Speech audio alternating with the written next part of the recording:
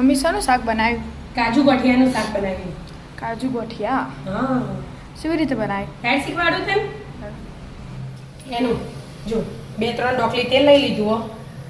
આ જીરું એડ કરી દીધું. થઈ ગયું ગરમ. થોડી હિંગ લઈ લીધી. અંદર 2 ડુંગળી ક્રશ કરી અમે બરાબર. ચીલી કટરમાં.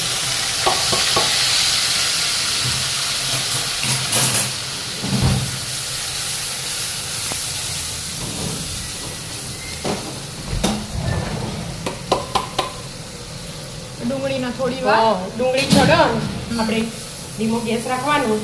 ડુંગળી ચડો એટલે આપણે આ લસણ તૈયાર કર્યું. એ લસણ પારાખવાણીમાં લઈ લેવાનું. લસણ સ્લાઈડ જ મીઠું લેવાનું અને એક નાની ચમચી કાશ્મીરી મરચું અને ખોડી દેવાનું. 3 મિક્સ કરીને ખોડી દો ને એક બાજુ ચડવા. હા ચડવાનું. મંડાઈએ જીવ. હા આ ચડન એમાં મરચાં અને આદુ 2 એડ કરી દીધું એટલે એ 2 હાથે ચડી જાય એટલા માટે. અને આ ખંડાઈ ગયો ને આને આપણે બાઉલમાં લઈ લેવાનું. કાશ્મીરી મરચું નાખ્યું ને એટલે કલર એકદમ મસ્ત આવે શાકનો. હવે આપણે આમાં મસાલા કરી દેવાના. આમાં જે શાકના મસાલા જોઈતા હોય ને 1 ચમચી મરચું, 1 ચમચી હળદર, 1 ચમચી ધાણા જીરું અને 1 મોટી ચમચી શેકેલો ચણાનો લોટ લીધો. એકદમ મસ્ત શાક બને ને એટલા માટે. હવે આ બધું થોડુંક પાણી એડ કરી અને મિક્સ કરી દેવાનું. એટલે આપણે આ મસાલો નાખીએ ને એટલે બળો ના. બરાબર. એટલા માટે બધું મિક્સ કરી પછી રેડીએ એટલા ડુંગળી ચડી જશે. થઈ ગયું મિક્સ? હા બેટા બધું મિક્સ થઈ ગયું અને ડુંગળી એ ચડી જ જઈએ. કલર ચેન્જ થઈ ગયો ને હવે આ પેસ્ટ એડ કરી દેવાની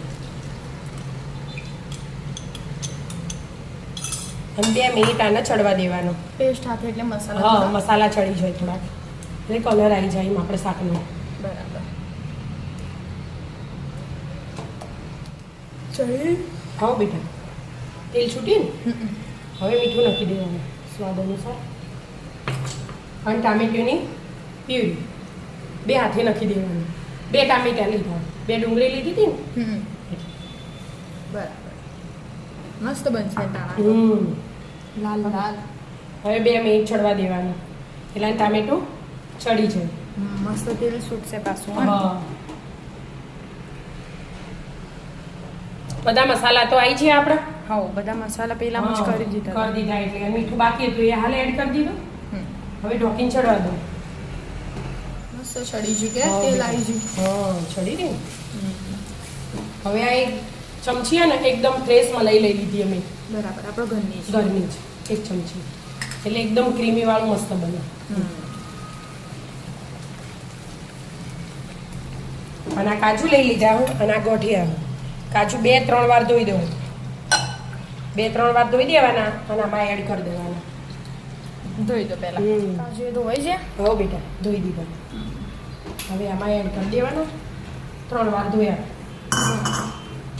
અને 2 મિનિટ ચડવા દેવાનું. કાજુ હા એટલે પોચા થઈ જાય અને મસાલા વાળા થઈ જાય ને મસ્ત એટલા માટે કાજુ મેં વધારે લીધા. આપણા ઘરમાં બધા કાજુ ભાવે એટલે આ 2 મિનિટ ચડી રહ્યો મસાલા હાથે મિક્સ થઈ જાય કાજુ. પછી આ પાણી ગરમ કરવા મૂક્યું.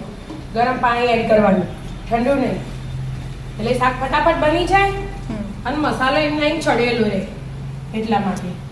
હંમેશા આવું ગ્રેવી વાળું શાક બનાવીએ ને એમાં ગરમ પાણી રેડવાનું એટલે ઠંડુ નહીં એડ કરવાનું. બરાબર. હા જો હલાય છીએ ને તો એ તેલ છૂટું પડે ને.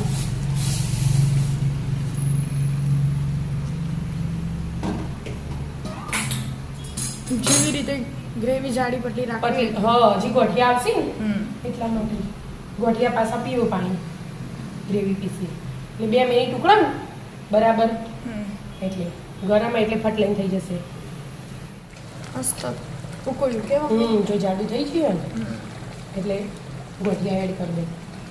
જેટલા કાજુ લીધા હતા ને એટલા જ ગોઠિયા લીધા. આ 2-3 મિનિટ ચડવા દે વધારે નહીં. કાજુ હમણાં હા મોટા મોટા થઈ જાય આ ગોઠિયા ગોઠિયા હમ. બસ ચડી હમ.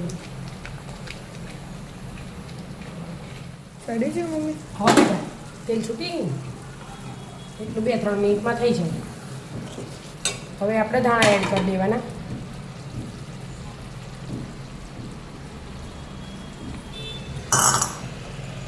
મસ્ત કાજુ ગઠિયાનું શાક તૈયાર.